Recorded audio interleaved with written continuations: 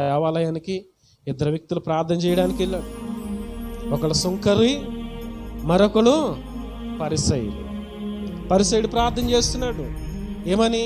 ప్రభా, నేను వారానికి 2 రోజులు ఉపవాసం ఉంటాను, నా రాబడి అంతట్లో నేను దశభాగం ఇస్తాను, పుదీనా కొత్తిమీరలో కూడా నేను దశభాగం తీస్తాను, నేను దొంగను కాదు, నేను వ్యభిచారిని కాదు.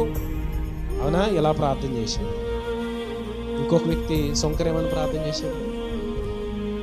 ఆకాశం వైపైన నువ్వు కన్నులెత్తుటకు నాకు ధైర్యము, దేవుని యొక్క సన్నిధి ముందు ఆగిలిపడి ప్రభు ఆకాశం వైపు కన్నులెత్తుటకై నేను నాకు ధైర్యం ఇచ్చాను, నేను పాపిని, నేను దోషిని అని చాలా తగ్గించుకుని ప్రార్థన.